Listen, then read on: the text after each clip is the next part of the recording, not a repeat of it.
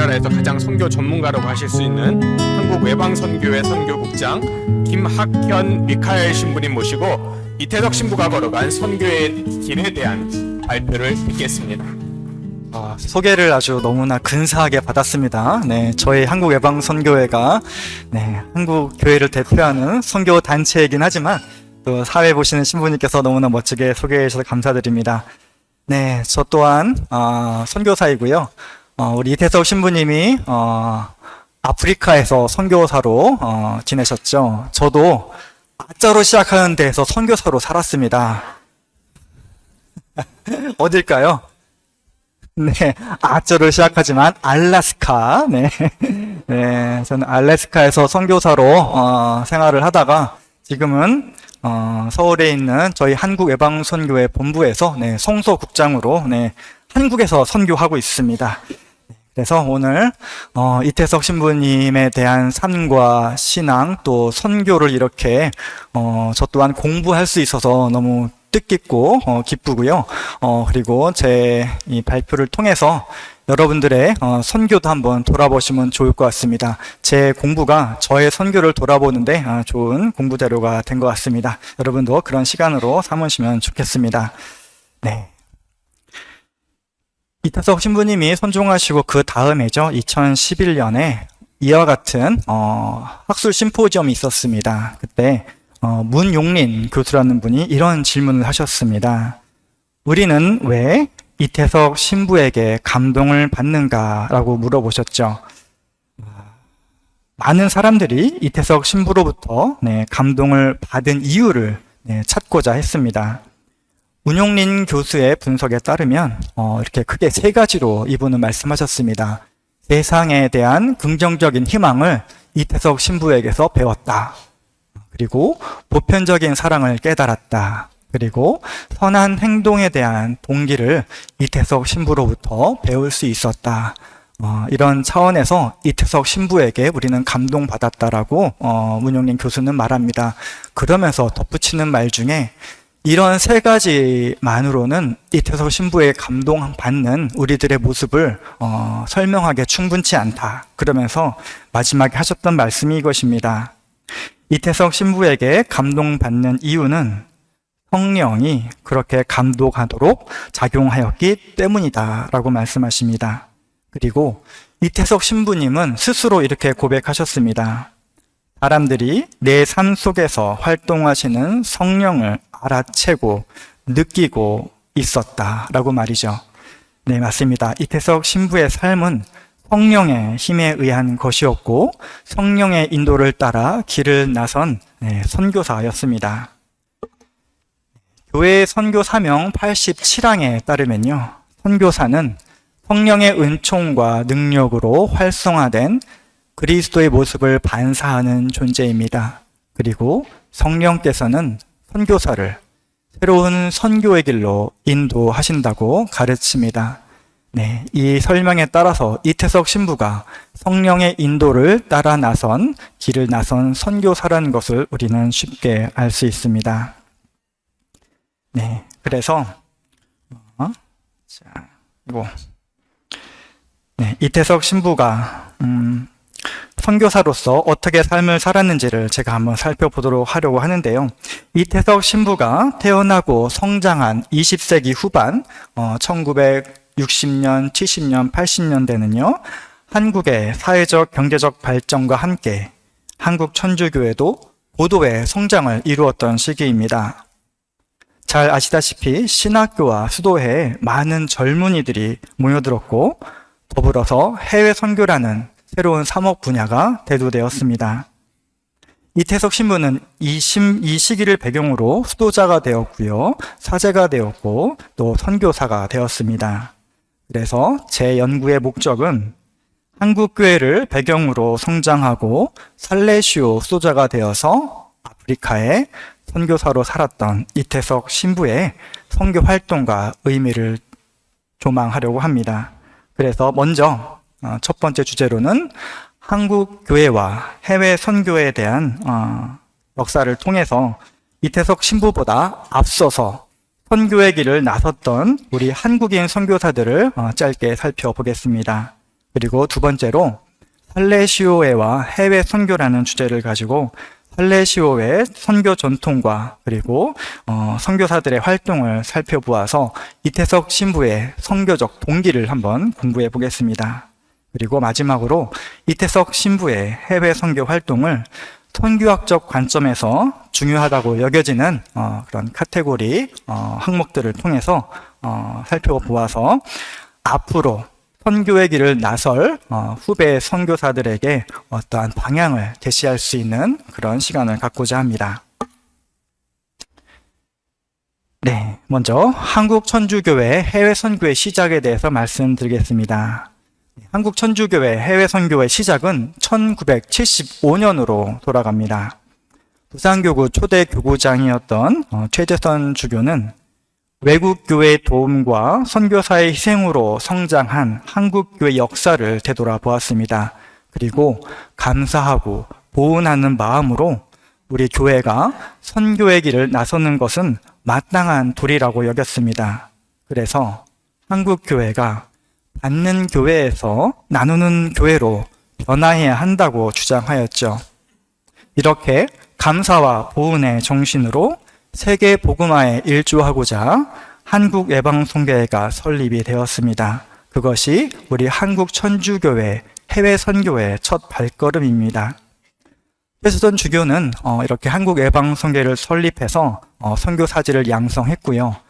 그 첫 결실로 1981년도 한국 천주교회 역사상 처음으로 해외 선교사를 파푸아 뉴기니에 파견합니다. 1981년 김수환 추기경님은 명동 성당에서 이 4명의 한국의 첫 선교 사제들을 축복하고 파견하시죠.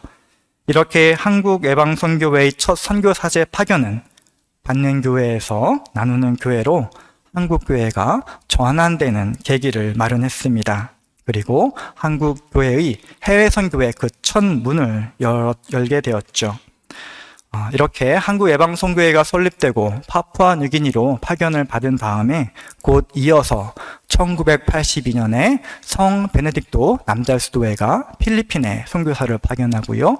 1983년도 샬트르 성 바오로 수녀회가 중앙아프리카 공화국으로 선교사를 보냅니다. 그리고 1985년 전주교구가 페루로 선교 사제를 보냄으로써 여러 수도회들이 한국 교회가 이렇게 해외 선교에 동참할 수 있는 그런 시기가 되었습니다. 자, 1981년도 4명의 선교사로 시작한 한국 교회 해외 선교사 숫자는 정말 급속도의 가파른 성장세를 보입니다. 1989년 116명이 되었고요. 그리부터 10년 후 1999년에는 356명, 2000년에는 414명에 이릅니다. 그리고 2010년 897명까지 늘어났고 2015년이 지나면서 1000명대를 넘어섭니다. 2020년에는 1137명이 한국 파견된 선교사가 있었는데요. 이때는 한국교회 역사상 가장 많은 해외 선교사 숫자가 있었던 해였습니다. 자, 이렇게 빠른 성장을 보인 한국교회 해외 선교 그 원인은 무엇일까? 그것을 한번 살펴보겠습니다. 제가 꼽은 요인은 3가지 정도로 요약할 수 있겠습니다. 첫 번째 요인은 먼저 한국교회의 풍부한 인적 자원입니다. 풍부한 사제 및 수도, 성소는 한국교회 발전의 근간을 이루었죠. 마찬가지로 해외 선교의 발전에도 긍정적인 역할을 하였습니다. 기억하시다시피 1984년이죠. 한국을 방문한 교황 요한 바오로 2세는 이렇게 말씀했습니다. 한국교회의 많은 사제 및 수도 성소가 한국교회를 위한 하느님의 선물입니다. 또한 한국교회가 파견하는 선교사들을 받아들이는 나라들에게도 큰 축복이 될 것입니다. 라고 말이죠. 자, 두 번째 요인은 한국 사회의 경제적 성장입니다. 한국 사회의 경제 발전은 한국 가톨릭 교회가 파견하는 해외 선교사들의 살림살이 또 선교 사업을 뒷받침할 수 있었습니다. 경제 발전으로 인한 풍부한 물적 자원은 그리고 나눔의 정신은 해외 선교의 또 하나의 요인이었습니다. 그리고 마지막으로 풍부한 인적 자원, 물적 자원과 더불어 한국 교회의 적극적인 해외 선교를 이끌어낸 것은 바로 감사와 보훈의 정신입니다. 이것은 한국 교회 역사로부터 비롯된 것이죠. 역사적으로 선교를 받은 경험에 기초하여 선교를 하게 되는 그런 동기가 바로 감사와 보훈으로 요약될 수 있습니다. 한국 외방 선교회에서 시작된 한국교회 해외 선교의 출발점이 감사와 보훈에 있었듯이 받은 선교에 대한 감사, 받은 선교에 대한 보답, 보훈이 바로 한국교회 선교 패러다임을 이루었다고 볼 수 있습니다. 자, 이렇게 선교에 참여하는 한국교회 여러 주체들이 생기면서 아프리카에도 여러 단체들이 파견되었습니다. 말씀드린 것처럼 1983년 샬트르 성 바오로 수녀회가 중앙아프리카 공화국에 파견되었다고 말씀드렸죠. 아시는 분은 아시겠지만 샬트르 성 바오로 수녀회는 한국교회 역사상 처음으로 한국에 들어와 선교 활동을 펼친 수녀회입니다. 이 수녀회의 아프리카 파견은 한국교회의 첫 해외 선교사를 파견한 한국예방선교회처럼 감사와 보훈의 정신으로 한국교회가 그동안 받았던 은혜에 보답하는 의미가 있습니다. 이 수녀회는 한국보다 더 형편이 어려운 그런 아프리카 지역에 또 그 관구의 수녀님을 선교사로 파견함으로써 한국교회가 받는 교회에서 나누는 교회로 성장하였음을 보여주었습니다. 또한 1991년에는 서울대교구가 피데이 도눔의 형식으로 케냐에 파견됩니다. 케냐의 한 교구에서 서울교구로 피데이 도눔 선교 사제를 요청한 것이죠. 서울대교구는 이에 응해서 선교 사제를 지속적으로 파견합니다. 또한 저희 한국예방선교회도 마찬가지로 2004년에 모잠비크로 선교사를 파견했고요. 최근의 일이지만 2018년 한국 콘솔라타 선교 수도에 평신도 선교사 두 분이 탄자니아에서 활동을 하고 얼마 전에 한국으로 귀국하였습니다. 이렇듯이 한국교회의 아프리카 선교는 한국교회가 해외 선교를 시작한 초기부터 이루어졌습니다. 한국교회가 해외 선교를 통해 받았던 도움을 다른 나라와 또 교회에 나누어 주고자 했던 것이죠. 이렇게 여러 교회 단체들이 아프리카 선교에 참여함으로써 또 어려운 아프리카 상황을 돌봄으로써 선교의 길을 떠났습니다. 도표를 하나 더 보자면요. 이태석 신부가 아프리카에서 선교를 시작한 해가 2001년이죠. 그때 우리나라의 전체 해외 선교 숫자는 467명이었고 그 당시 아프리카에서 활동하는 한국인 선교사 이태석 신부의 동료들이죠. 48명이 있었습니다. 그리고 2010년 이태석 신부님이 선종하였을 당시에는 한국교회 전체 선교사 숫자가 897명이었고 106명의 한국인 선교사가 이태석 신부와 함께 아프리카에서 활동을 했습니다. 자, 그러면 두 번째 주제로 살레시오의 해외 선교에 대해서 조금 살펴보겠습니다. 기조 강연으로 우리 백 신부님께서 자세하게 설명을 해 주셨기 때문에 이해하기 좀 쉬울까 하는 생각에 간단하게 넘어가 보도록 하겠습니다. 네, 살레시오의 설립자 돈보스코 성인은 교황 그레고리오 16세의 주도로 가톨릭의 선교 열정이 각성되던 또 부흥되었던 시대를 살았습니다. 네, 돈보스코는 활기 넘치는 선교의 시대를 살아가면서 자신도 선교적 열망과 꿈을 갖게 되죠. 물론 돈보스코는 주된 관심사가 청소년들에 있었습니다. 그래서 고아들과 가출 청소년들을 위한 그런 활동을 하고 있었죠. 그렇지만 그 소년들에게 선교에 대한 열정을 키워주기에 노력했습니다. 그 예로 근처에 콜레라 전염병이 창궐했던 시기가 있었습니다. 그때 돈보스코는 소년들을 보내서 피해자들을 돕게 했죠. 물론 이 소년들을 위험에 빠뜨리고자 했던 것은 아니라 안전지대를 벗어나 사람들에게 다가가는 그 연습을 시키고자 했습니다. 바로 선교적 훈련이죠. 이후 돈보스코는 더 먼 지역, 아프리카, 아메리카, 아시아의 그리스도를 모르는 사람들에게 선교사를 파견하고 싶고 본인이 선교하고 싶다고 꿈을 이야기합니다. 그래서 돈보스코는 교황청으로부터 살레시오 수도회가 인가받은 그 바로 다음에 자신의 살레시안들을 남미로 파견을 합니다. 교황청으로부터 최종 승인을 받은 후 돈보스코는 자신의 회원들이 선교에 파견해야 할 긴급함을 느꼈죠. 바로 안전지대에 머물러 있기를 바랐지 않았습니다. 안전지대를 벗어나 살레시안들이 그리스도와 함께 선교를 하기를 바랬던 것이죠. 그래서 이후 살레시오에는 안전지대를 떠나 선교 활동을 위한 선교 수도회가 되었습니다. 네.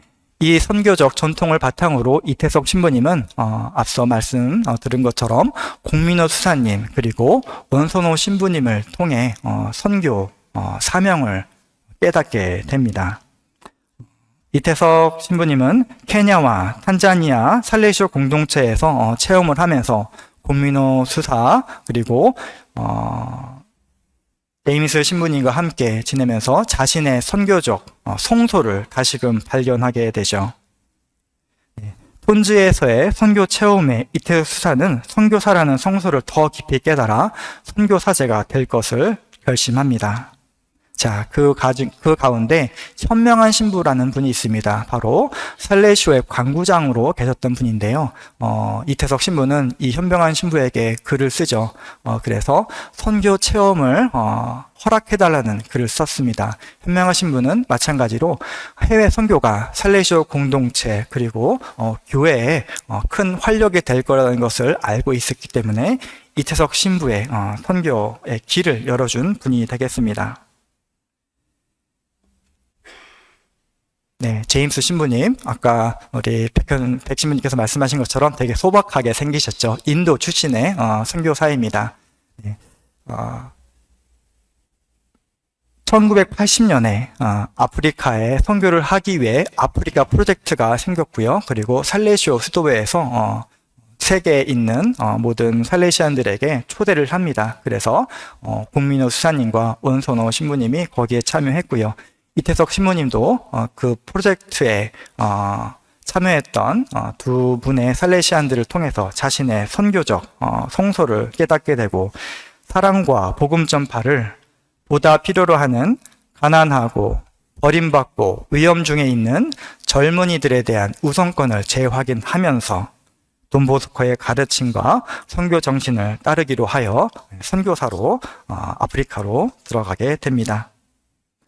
이태석 신부가 톤즈의 선교사가 되기까지 살레시오의 선교 전통과 동료 선교사들의 활동은 이태석 신부가 선교의 길을 선택하는 데 중요한 역할을 하였습니다. 특히 한국에서 활동했던 살레시오의 회원들은 한국이라는 안전지대를 떠나서 아프리카에 선교했죠. 이것이 바로 이태석 신부의 선교적 동기가 되었다고 볼 수 있습니다. 네, 마지막으로 이태석 신부의 해외 선교에 대한 내용을 구체적으로 살펴보겠습니다. 교회 선교 사명 41항에는 이런 말씀이 있습니다. 선교 활동이란 세상과 그 역사 안에서 하느님의 계획의 시현과 그 성취이다. 그래서 이 역사 안에서 하느님은 선교로서 구원의 역사를 완성하신다. 네, 이 목표를 달성하기 위해서 교회는 다양한 방법을 사용하게 됩니다. 그렇기 때문에 선교는 단일하지만 여러 가지 방법으로 전개됩니다. 이 여러 가지 방법 중에서 어떤 것은 교회와 또 사회의 특수 상황 안에서 매우 중요하게 여겨지죠. 자, 그렇다면 이태석 신부는 하느님의 계획의 시연과 성취인 선교 활동을 위해 어떤 길을 따라갔을까? 네, 그 이태석 신부의 선교 활동을 교회가 중요하게 여기는 선교 방법들을 기준으로 살펴보고자 합니다. 네, 대표적으로 미국의 선교학자 스티브 베반스라는 분이 있습니다. 이분은 교회의 여러 가지 가르침과 또 학문적 연구를 정리해서 6가지로 선교 방법을 종합하였습니다. 교회의 가르침에 충실하면서도 상황에 따른 선교의 길이 어떠해야 하는지 제시하고 있는 이 6가지 선교 방법은 증거와 선포, 전례, 기도, 묵상, 정의, 평화, 창조의 보전, 종교 간 대화, 토착화, 화해, 이렇게 6가지 분야입니다. 이태석 신부가 아프리카 톤즈에서 행했던 선교를 이 방법에 따라서 한번 살펴보도록 하겠습니다.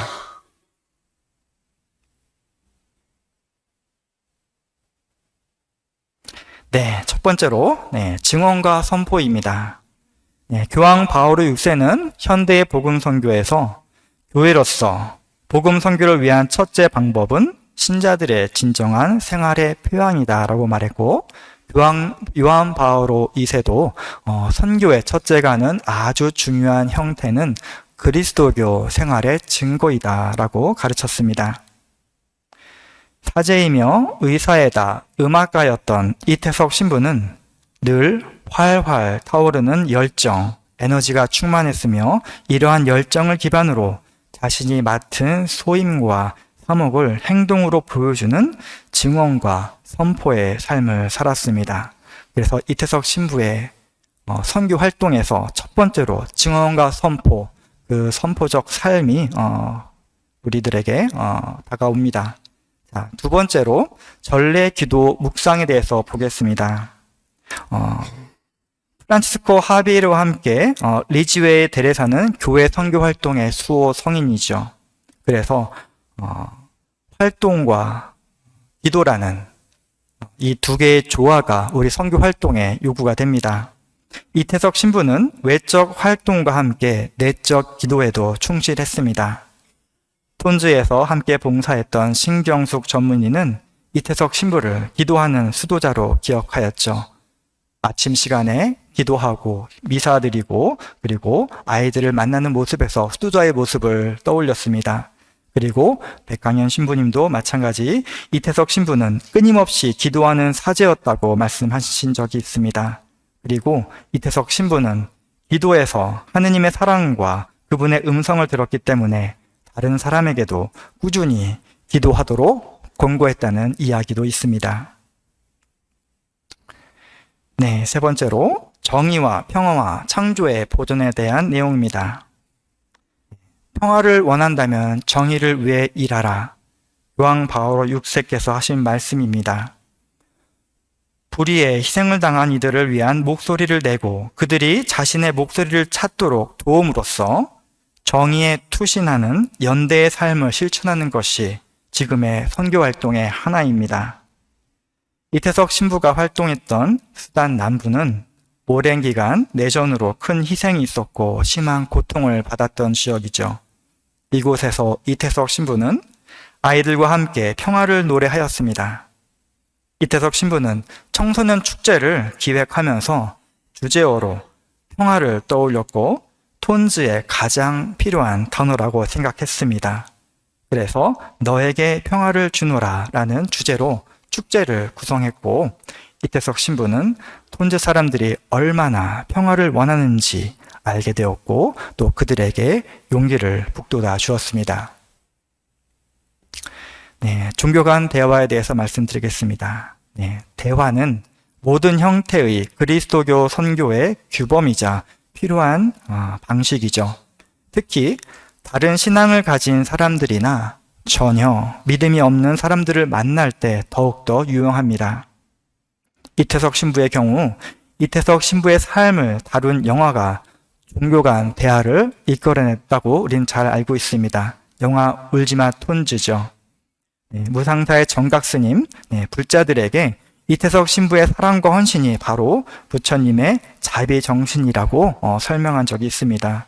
그리고 감리교 신학대학의 이정배 교수도 신학을 공부하는 학생들에게 울지마 톤지를 보고 감상문을 제출하게 했고, 이태석 신부의 삶의 근원이 예수께 있다는 것을 신학생들이 깨닫도록 도왔습니다. 이태석 신부의 삶은 그 자체로 종교 간 대화가 되었습니다. 네, 그리고 토착화에 대한 내용을 보겠습니다. 네. 이태석 신부는 선교지의 상황을 자신에게 맞게 바꾸려 하지 않았죠. 그는 이렇게 말했습니다. 우리의 사고방식으론 이해할 수 없는 문화를 자신에게 적응시키려 했다. 그렇게 말이죠. 선교지의 상황에 맞게 자신을 적응시키려 했던 분이 바로 이태석 신부입니다. 톤지의 상황을 이해하고 적응하려는 노력의 하나로 이태석 신부님은 제2수요일에 이런 재미난 강론을 하셨습니다. 톤지에서는 톤지에 맞는 사순시기를 보내도록 합시다. 실컷 먹되 다른 희생을 많이 하는 것 말입니다. 라고 말이죠. 네, 살레이쇼의 유명일 신부는 또 이렇게 말씀하셨습니다.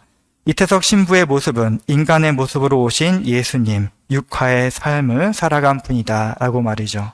이렇게 토착화의 측면에서도 이태석 신부의 삶을 들여다볼 수 있겠습니다.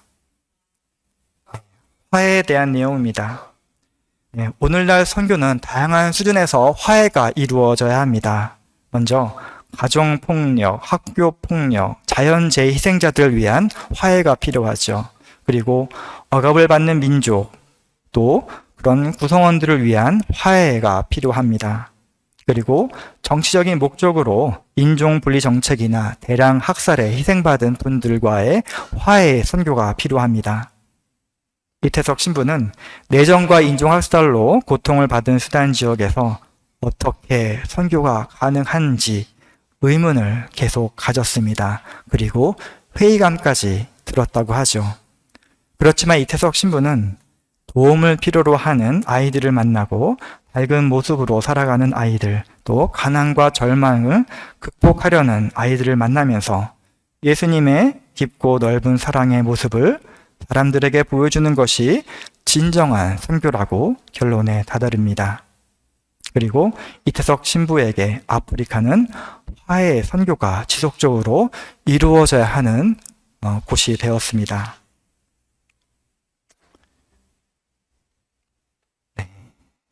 끝맺으며 여러분들에게 말씀드리겠습니다. 이태석 신부는 1962년 천주교 주택 26호에서 태어났습니다. 이 천주교 주택 26호는 6.25 전쟁 때 부산으로 피난 내려온 사람들을 위해서 오스트리아 교회에서 지어준 주택 단지의 하나입니다. 피난민이었던 이태석 신부의 부모는 이 주택단지 26호에서 이태석 신부를 낳았습니다.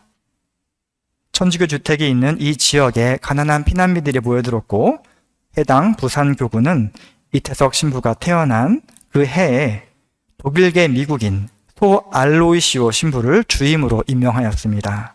그리고 이태석 신부는 갓 부임한 소 알로이시오 신부에게 세례를 받았습니다. 해외 선교의 성금으로 지어진 천주교 주택 단지에서 태어난 이태석 신부, 그리고 해외에서 한국으로 선교 온 신부에게서 세례를 받은 이태석 신부, 이분은 훗날 아프리카 톤지에서 집을 짓고 세례를 주는 선교사가 되었습니다. 해외 선교는 이태석 신부의 삶과 신앙의 못자리가 되었고, 이태석 신부는 해외 선교를 통해 아프리카의 가난한 이들을 위한 못자리를 만들어가는 그런 삶을 살았습니다. 이태석 신부는 앞서 선교의 길을 걸었던 이들의 도움으로 신앙인, 수도자, 사제, 선교사가 될 수 있었죠. 한국에서 활동한 선교사들의 헌신에 감동을 받아 한국예방선교회가 시작이 된 것처럼 한국 교회의 해외 선교는 한국보다 더 어려운 지역의 사람들을 위한 선교의 길이었습니다. 그 길을 따라 한국의 선교사들이 세계 여러 나라에서 선교 활동을 펼쳤고, 이태석 신부 또한 그들과 함께 선교의 길을 걸었습니다. 살레시오의 설립자 돈보스코가 자신의 회원들을 해외 선교에 나서게 한 것이나 한국에서 활동하던 살레시오 회원들이 아프리카로 이동하여 선교를 한 것도 모두 다 더 어려운 지역의 사람들을 위한 선교의 길이었습니다. 이태석 신부는 살레시오의 선교 전통에 따라 가난한 청소년들을 우선적으로 선택했던 살레시오 선교사들과 함께 선교의 길을 걸었습니다. 교회 선교 사명 87항에 따르면 성령께서는 선교사를 선교의 길로 인도하십니다. 선교는 어렵고 복잡하기 때문에 성령의 용기와 빛이 필요합니다. 이 어렵고 복잡하고 새로운 길에서 아프리카의 한국인 선교사들은 하나의 공동체를 이루어 있습니다. 바로 캄, 아프리카 한인 가톨릭 선교사 모임이라고 하는 그 연대를 통해 선교사들은 서로의 정을 나누고 있습니다. 남수단에서 선교 활동 중에 이 모임에 참가했던 수원교구 이상원 신부의 이야기를 제가 준비했습니다. 제가 한번 읽어보겠습니다. 매년 열리는 선교사 모임은 오지에서 살아가는 선교사들에게는 담비아도 같은 시간입니다. 함께 나눔의 시간을 가지면 각자 살아가는 삶의 모습이 어찌나 비슷한지 고개를 끄덕이며 맞장구를 치며 공감합니다. 이러한 나눔의 시간이 저희에게는 위로의 시간이 되고 치유의 시간이 됩니다. 젊은 청춘의 시간을 아프리카에서 보내신 신부님, 수녀님의 말씀을 들으면서 새내기 선교사는 무한한 감동을 받고 힘을 얻습니다. 선교사로서 살아가야 할 삶의 모습이 바로 그분들 안에 있었습니다. 이태석 신부가 걸어간 선교의 길에는 지금도 많은 선교사들이 자신의 삶을 공유하며 서로를 응원하고 있습니다. 2023년 130명의 한국인 선교사들이 아프리카에서 활동하고 있습니다. 이들은 모두 이태석 신부와 같이 그리스도의 사랑을 전하는 선교사로서 성령의 인도하심에 따라서 선교의 길을 함께 걸어가고 있습니다.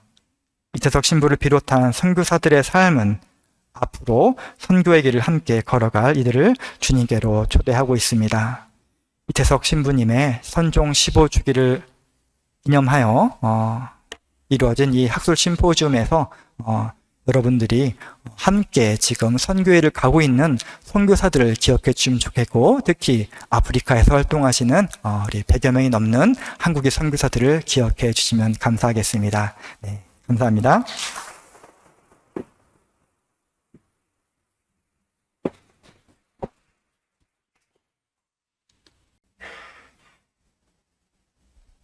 네, 안녕하세요.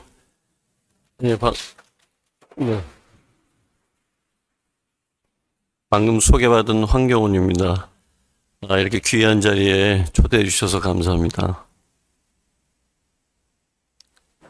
조금은 엄숙하고 조금은 지루한 이거를 조금 깨보고 좀 재밌는 말을 해볼까 생각을 했어요. 사실 제가 지금까지 한 일 중에서 주로 하는 일은 외국 신학자들을 한국에 초청하든가 제가 외국에 나가든가 그래서 청년들을 교육을 하고 또 신학자들하고 거의 20년 동안 아시아 신학과 관련한 그 심포지움 컨퍼런스들을 열어왔어요. 이제 수도회 중에서 가장 많은 데가 어딜까요? 예수회. 그 다음에 살레시오도 만만치 않습니다.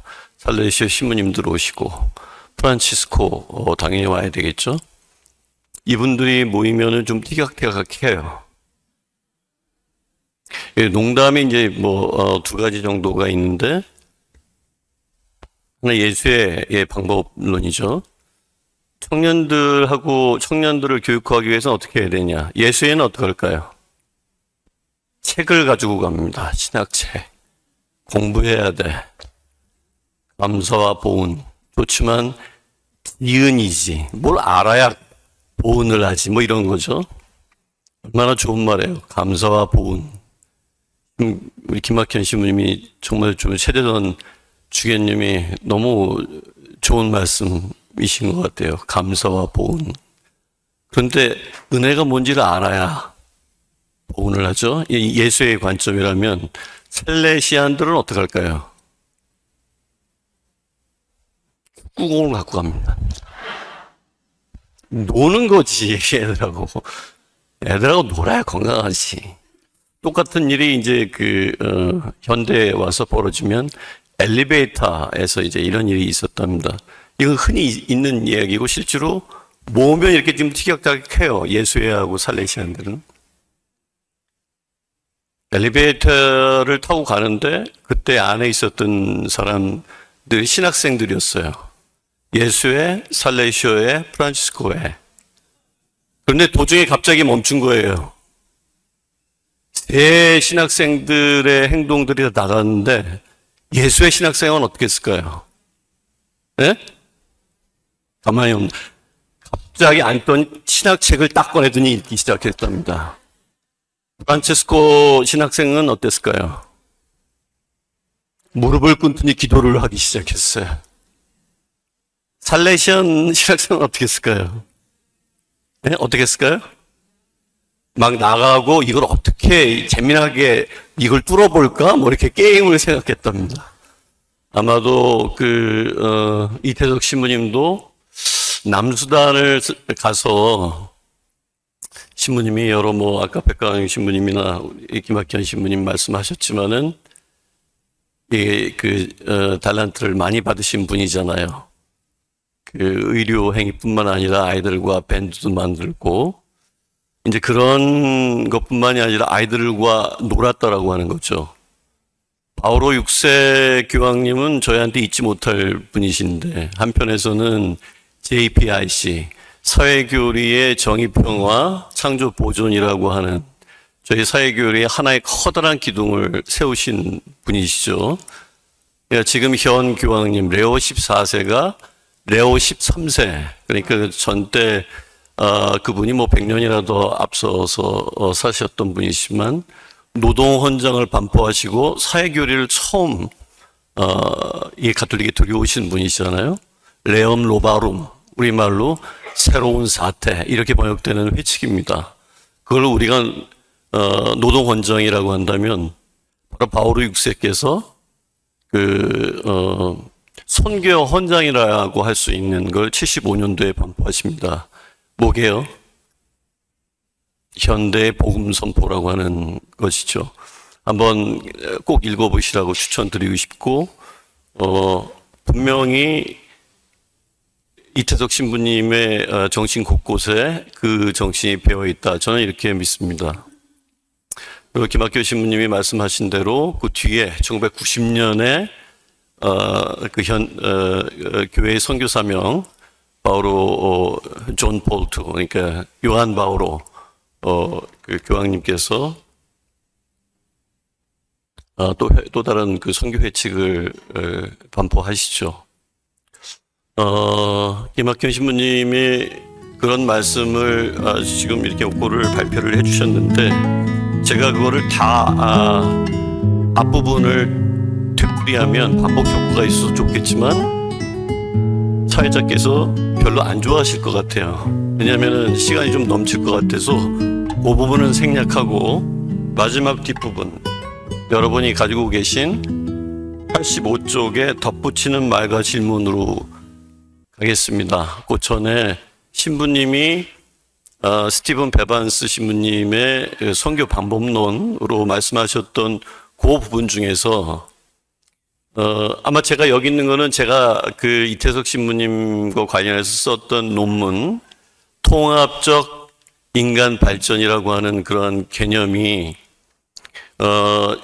알려지기는 사실 지금 바로 올해 돌아가셨지만은 우리 사랑하는 프란치스코 교황님께서 이 통합적 발전 혹은 온전한 발전 혹은 원만한 발전 이렇게 번역되는 인트리그럴 휴먼 디벨롭먼트라고 하는 그 부서를 설치를 하실 정도로 많이 강조하셨던 거예요. 그러니까 그것과 관련해서 이거는 정말로 이태석 신부님이 간 길은 바로 이런 통합적 혹은 온전한 혹은 전인적인 그 인간 발전의 관점에서 한번 숙고되고 그것의 모델이고 모형이다. 그래서 성교학적인 관점에서 그걸 한번 제안해 보자라고 생각해서 연구 논문을 썼기 때문에 제가 아마도 김학현 신부님의 논평자로서 아마 여기 초대된 것 같습니다. 그래서 그런 개념도 있다라고 하는 거를 좀 생각하시면서 덧붙이는 말을 읽어보겠습니다.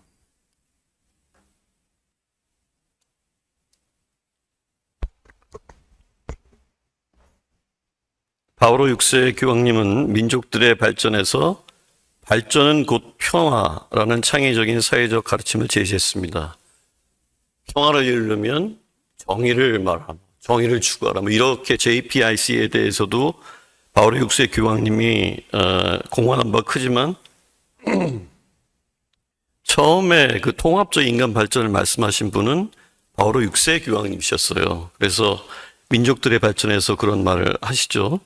하루하루 실현되어야 할 평화로서의 발전을 이태석 신부님의 선교관에서 찾는다면 어떤 것이 될 수 있고 그것의 현재적 의미는 무엇이라고 보는지 김학현 신부님이 고견을 청해서 들었으면 좋겠습니다.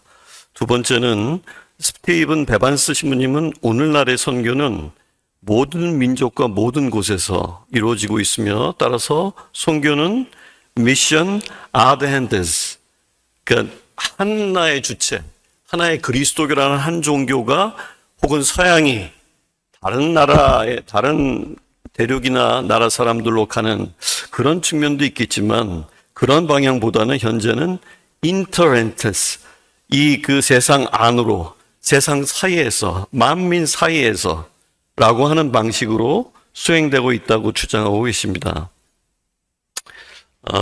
이거는 2020년도, 그러니까 아까 말씀드렸던 요한 바오로 2세 그 교황님께서 교회 선교 사명 1990년에 쓰신 그것을 30주년을 기념하면서 제안했던 제안이에요. 이게 제가 쓴 게 아니고 이 아드젠테스가 아니고 아드젠테스 방향에서 인터젠테스라고 가야 된다라고 하는 거는 바로 이분이 거기서 주장하신 거거든요.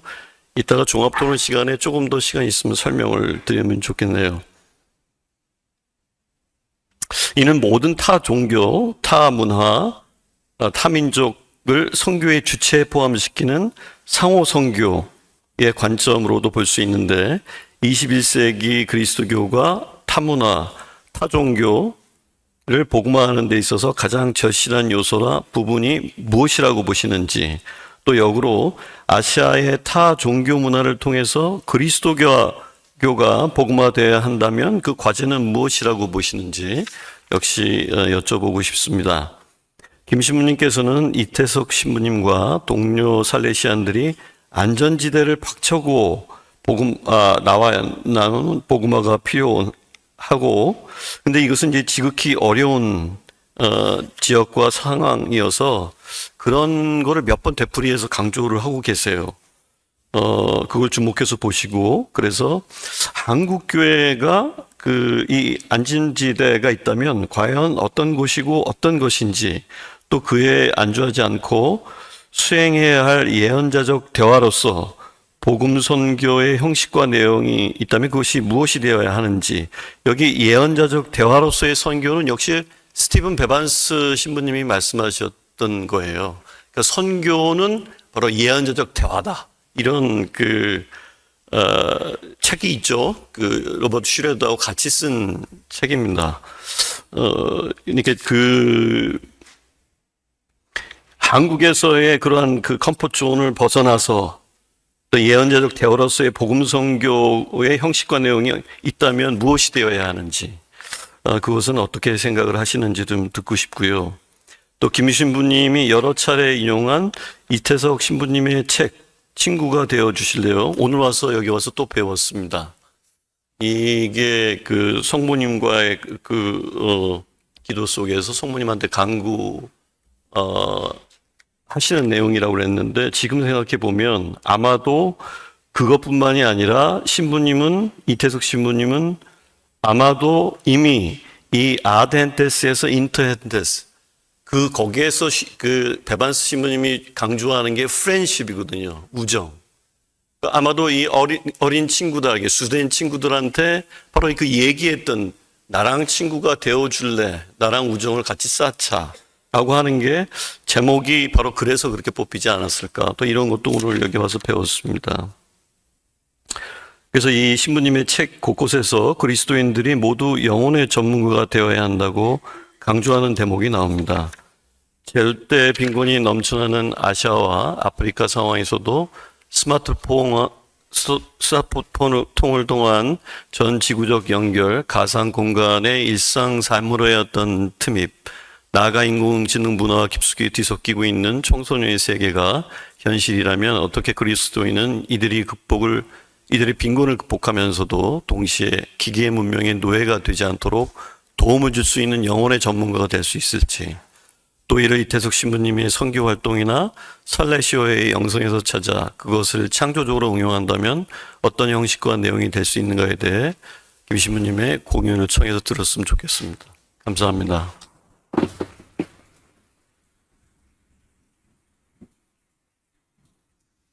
네, 우리 신학연구소의 황경훈 박사님의 논평 잘 들었습니다. 네, 이렇게 심포지엄의 오전 순서가 모두 마무리되었습니다.